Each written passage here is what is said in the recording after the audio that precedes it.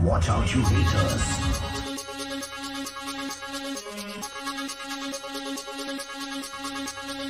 ਐਨਾ ਵੀ ਨਾ dope shop ਮਾਰਿਆ ਕਰੋ